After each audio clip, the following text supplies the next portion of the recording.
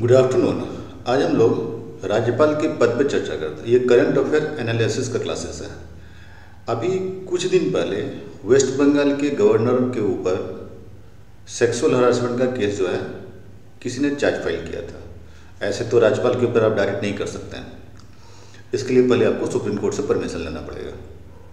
लेकिन आपराधिक मामले में कहीं कहीं सुप्रीम कोर्ट अलाउ कर सकता है, लेकिन अगर सिविल का मामला होता तो ये मामला नहीं चल पाता है, क्योंकि पहले भी कई ऐसे केसेस आए हैं जिसमें राज्यपाल के ऊपर आरोप लगाया गया है कि वो इस केस में इन्वॉल्व थे, बट बाद में सुप्रीम कोर्ट ने उसको बरी कर दिया है।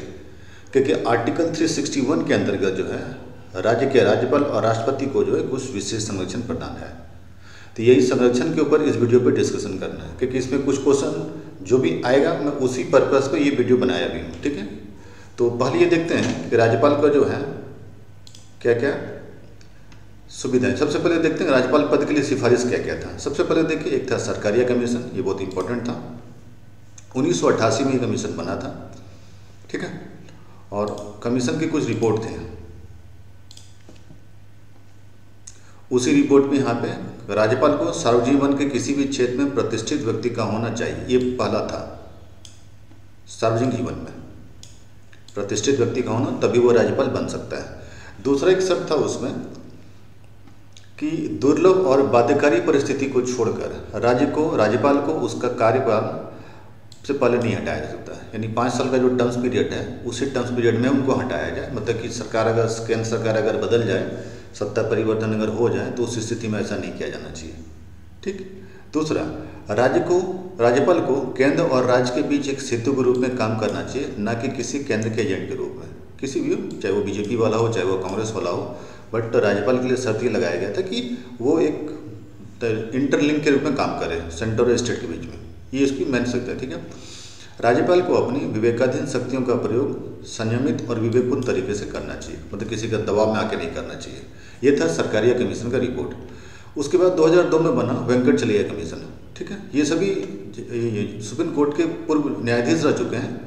तो ऐसी चीज़ के जो चेयरमैन होते हैं या कोई कमेटी बनती है, तो उसमें जनरली उन्हीं को रखा जाता है, जो सुप्रीम कोर्ट के चीफ जस्टिस हो या सुप्रीम कोर्ट के जस्टिस रहे हो, उन्हीं को रखा जाता है।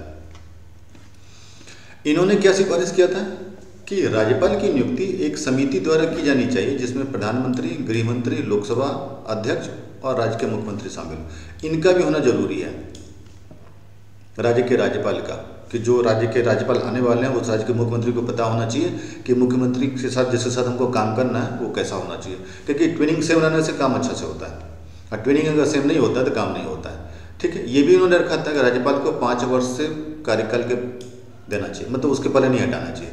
यानी कि जो बात सरकारिया कमीशन ने कहा वही काल जो है हमारे पास इन्होंने भी कहा है। ठीक। दूसरा, जब तक कि सिद्ध दुर्व्यवहार और अक्षमता के आधार पर वह स्वयं त्यागपत्र न दे दे। त्यागपत्र देंगे कि इसको राष्ट्रपति को दिया जाएगा। केंद्र सरकार को राज्यपाल को हटाने की किसी भी कार्रवाई से पहले संबंधित राज्य के मुख्यमंत्री से सलाह लेनी चाहिए। ये इनका एक नया सिफारिश था। इन्होंने एक नया सिफारिश इसमें यहाँ पे दिया हुआ था। ठीक। उस पर राज्यपाल को राज्य के दैनिक प्रशासन में हस्तक्षेप नहीं करना चाहिए। कहीं कहीं देखा जाता है कुछ मामले में, पॉलिटिकल मामले में ऐसा हो जाता है। ठीक है, उसे राज्य सरकार के मित्र, दार्शनिक और मार्गदर्शक के रूप में कार्य करना चाहिए। ये इसमें देखा। 2010 में फिर एक कमीशन बना था, उसका नाम था पुंछी आयोग। ये कमीशन का क्वेश्चन एग्जाम में पूछा भी था उस वक्त। ठीक है, क्या उन्होंने सिफारिश दिया था? इस आयोग ने संविधान के राष्ट्रपति की इच्छा पर्यंत वाक्यांश को हटाने की सिफारिश की थी, जो यह सुझाव था कि राज्यपाल को केंद्र सरकार की इच्छा पर हटाया जा सकता है। ठीक। एक दूसरा इसका प्रस्ताव ये भी था कि राज्यपाल को केवल राज्य विधानमंडल के प्रस्ताव द्वारा हटाया जाना चाहिए, यानी केंद्र सरकार के हिसाब से नहीं, जिससे राज्य के लिए अधिक स्थिरता, स्वायत्ता सुनिश्चित हो सके। यानी इन्होंने सिफारिश की थी कि केंद्र सरकार द्वारा नहीं और राष्ट्रपति द्वारा नहीं, बल्कि राज्य के विधानमंडल द्वारा इसको हटाया जा सके। ठीक है, ऐसे इसमें से एक भी कमीशन को लागू नहीं किया गया। ये कमीशन बनी थी बट लागू नहीं हो पाई थी कोई भी। ठीक। अब है कि हमारे यहाँ राष्ट्रपति के लिए क्या क्या संवैधानिक प्रावधान है। अब फिर संवैधानिक प्रावधान के बाद देखेंगे कि अगर राज्यपाल के ऊपर कोई महिला यौन शोषण का आरोप लगा दे तो क्या उसके ऊपर जांच होगा या जांच नहीं होगा। ठीक। देखिए, सबसे पहले तो 153 में लिखा है कि राज्यपाल होगा, ये तो दिया हुआ था। दूसरा, फिर 157-58 के आवश्यकता निर्देश, राज्यपाल का पद के लिए पात्रता आवश्यकताओं को निर्दिष्ट करते हैं। ठीक। 61 में था उसका कि राष्ट्रपति, जिससे राष्ट्रपति को अधिकार है फांसी की सजा माफ़ करने का, और दंड को माफ़ करने का, वैसे राज्यपाल को भी दे दिया गया था कि क्षमादान कर सकते हैं। 163 में है कि सलाह देने के लिए सलाह और क्या लिखा हो, मुख्यमंत्री की अध्यक्षता में मंत्रिपरिषद द्वारा की जाती है और सिवाय कुछ स्थितियों में जहां विवेकाधिकार की अनुमति होती है कि ये राज्यपाल जो होता है अनेक कार्यों के निष्पादन में सहायता और सलाह मुख्यमंत्री की अध्यक्षता पे करेगा। जनरली ऐसा ही होता है कि राज्यपाल जो भी काम करते हैं वो मंत्रिपरिषद की सलाह पे काम करते हैं, वैसे ही जैसे भारत सरकार में प्रधानमंत्री या मंत्रिमंडल की सिफारिश पर राष्ट्रपति काम करते हैं। ये है। दूसरा है कि राज्यपाल जो है राष्ट्रपति और अन्य मंत्रियों की नियुक्ति करेगा, ये हर राज्य में होता है। ठीक। 2000 अनुच्छेद 2000 में क्या है कि राज्यपाल विधानसभा द्वारा पारित विधेयक को राष्ट्रपति के विचार के लिए अनुमति देता है, अनुमति वापस लेता है या आरक्षित रखता है। ये तीनों अधिकार है। रीट पावर जिसको आप बोलते हैं वो आर्टिकल 200 में। ठीक है। 213 में राज्यपाल कुछ परिस्थितियों में अध्यादेश जारी कर सकता है। जब सेशन पे नहीं हो विधानसभा तो उस स्थिति में अगर कानून की जरूरत पड़ेगी तो उस कानून को जो है अध्यादेश के द्वारा बनाया जा सकता है कि ये एक सर्टेन टाइम पीरियड के लिए लागू रहेगा। जैसे ही सेशन फिर स्टार्ट होगा, सेशन स्टार्ट होने के बाद इस कानून को जो है विधानसभा से पारित करके कानून बना दिया जाएगा। तत्काल ये भी एक अध्यादेश है। ठीक है। इसके अलावा अगर आप देखें, अब मेन मुद्दा यही है जो आपके एग्जाम में क्वेश्चन आएगा, अनुच्छेद 361, और ये एग्जाम में क्वेश्चन में रहता है। सबसे पहले देखते हैं कि यौन शोषण का आरोप जो पश्चिम बंगाल के गवर्नर के ऊपर लगा है वो क्या है। अब है कि सर्वोच्च न्यायालय ने क्या किया। ठीक। देखिए इसमें क्या क्या है कि सर्वोच्च न्यायालय ने संविधान के अनुच्छेद 361 के तहत राज्यपाल को किसी भी तरह के आपराधिक मुकदमे से दी जाने वाले उन्मुक्ति की जांच पे सहमति व्यक्त की, क्योंकि ये मामला क्या था, आपराधिक, सिविल मामला नहीं था, आपराधिक मामला था, और आपराधिक मामला होने की वजह से ही सुप्रीम कोर्ट ने अनुमति दे दी है। जबकि अभी आर्टिकल 361 में डिटेल में देखेंगे नीचे, ऐसा भारत के मुख्य न्यायाधीश द्वारा राजभवन की एक महिला कर्मचारी की याचिका पर सुनवाई के बाद किया गया। उन्होंने आरोप लगाया था कि मेरे ऊपर इन्होंने सेक्सुअल हरासमेंट एक बार नहीं 2 बार किया, जिसने पश्चिम बंगाल के राज्यपाल के खिलाफ यौन उत्पीड़न की शिकायत दर्ज किया, क्योंकि उनका भी अपना फंडामेंटल राइट है, उनका भी अपना मौलिक अधिकार होता है। ठीक। CV आनंद बोस एक भारतीय सेवानिवृत्त 1977 बैच का वरिष्ठ अधिकारी है और राजनीतिक भी है। 23 नवंबर 2022 को पश्चिम बंगाल के राज्यपाल के रूप में कार्यरत है। ये था। ठीक है। ये है CV बोस।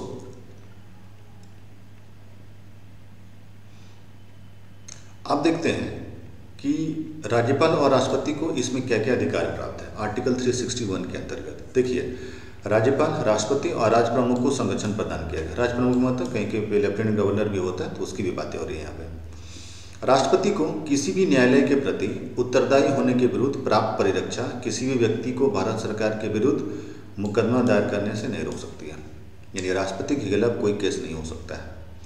परंतु राष्ट्रपति के आचरण की समीक्षा अनुच्छेद 61 के अधीन किसी भी आरोप की जाए संसद द्वारा किसी भी सदन द्वारा नियुक्त पदाधिक किसी न्यायालय, न्यायाधिकरण या निकाय द्वारा की जा सकती है। जांच तो होगी अगर आचरण को लेकर कुछ बातें चल रही है तो, लेकिन ये तब होगी जब संसद उसके ऊपर कोई कमेटी बनाएगा, और वो कमेटी जो है न्यायालय के कुछ जस्टिस लोग ही रहते हैं उसमें, ऐसे नहीं हो सकता है।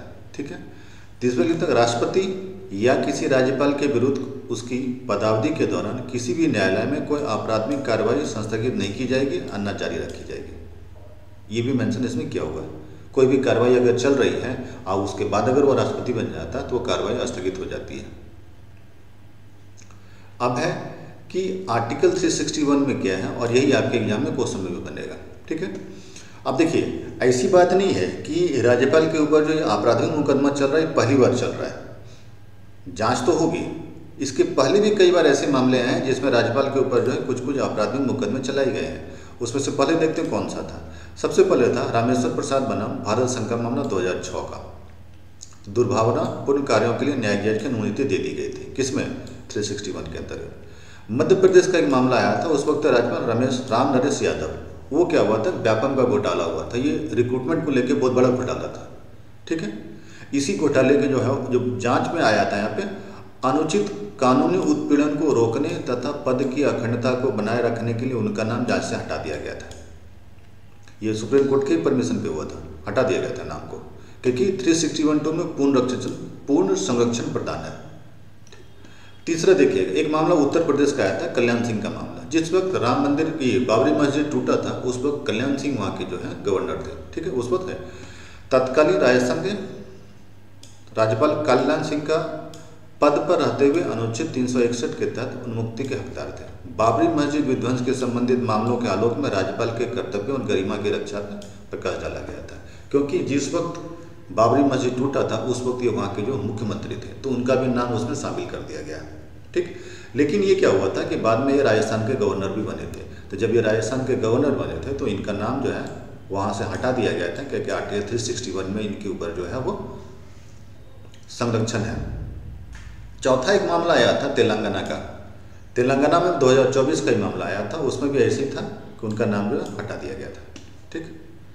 अब राज्यपाल का जो है क्या क्या है देखिए, 361 में क्या क्या है छूट देख लेते हैं।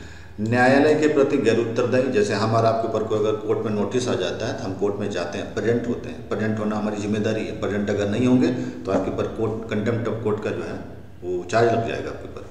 तो इसके ऊपर ही ऐसा कुछ नहीं है, कोई भी आरोप लगाए तो जाने के लिए सक्षम नहीं है, यानी समता का अधिकार इनके ऊपर लागू नहीं होता है, न राष्ट्रपति के ऊपर न राज्यपाल के ऊपर। आपराधिक कार्यों की सुरक्षा है इनके ऊपर दिया गया है।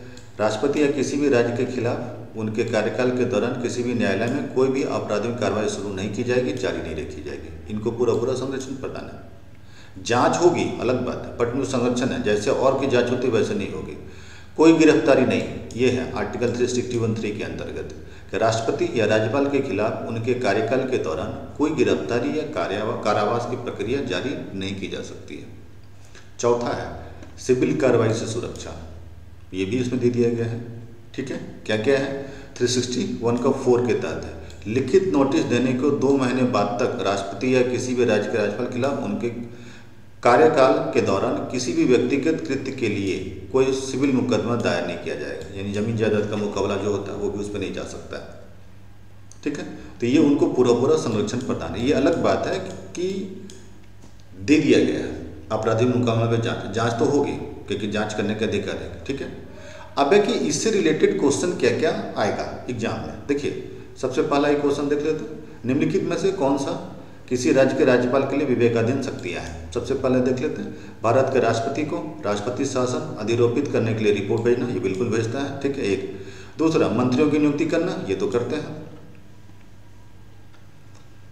ये नहीं करते हैं, सॉरी। राज्य विधानमंडल द्वारा पारित कतिपय विधेयकों को भारत के राष्ट्रपति के लिए आरक्षित करना, ये काम वो करते हैं। तो 1 और 3 तो दिख रहा है। चौथा क्या है, राज्य सरकार के कार्य संचालन के लिए नियम बनाना, नहीं ये उनका अधिकार नहीं है, ये मंत्रिपरिषद काम होता है। तो 1 और 3 कौन सा है, बी नंबर, ये आपका हो गया। दूसरा एक क्वेश्चन है कि संविधान के किस अनुच्छेद के तहत राज्य के राज्यपाल और राष्ट्रपति को विशेष छूट प्रदान है, वो 361 जो अभी हम लोग डिस्कशन किए थे, ठीक है। ये 2 इंपॉर्टेंट क्वेश्चन। अच्छा इसमें आप लोग 1-2 चीज़ और देख लेंगे जो इंपॉर्टेंट है। ये 361 का 3 में क्या है, 361 का 4 में क्या है, फिर 362 का क्या है, 361 के 1 में क्या, ये सब थोड़ा देख लीजिएगा, ये इंपॉर्टेंट क्वेश्चन है, ठीक है। एक क्वेश्चन और इंपॉर्टेंट बनता है कि राज्यपाल के ऊपर अगर आपराधिक मुकदमा चलाना हो तो किसकी अनुमति आवश्यक है, तो याद रखिएगा सुप्रीम कोर्ट की अनुमति आवश्यक है, न कि राष्ट्रपति के। ये भी इंपॉर्टेंट इसमें क्वेश्चन बनता है, ठीक।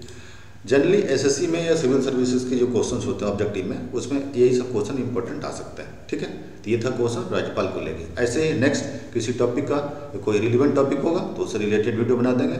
वेद आईएएस पे 3 तरह का करंट अफेयर्स का क्लास चलता है। एक करंट अफेयर एनालिसिस जो आज का ही वीडियो था, दूसरा है करंट अफेयर स्टेट लेवल का जैसे अभी झारखंड पे चल रहा है, दूसरा है करंट अफेयर्स जो सेंटर लेवल का जो करंट अफेयर्स का क्वेश्चन है वो उसमें अपलोड होता है, तो वो भी सीरीज पे चल रही है, ठीक है। तो तीनों का अलग अलग है जो प्लेलिस्ट में डाला हुआ है, तो आप उसको अपने हिसाब से जैसे आपकी सुविधा हो देख लीजिएगा।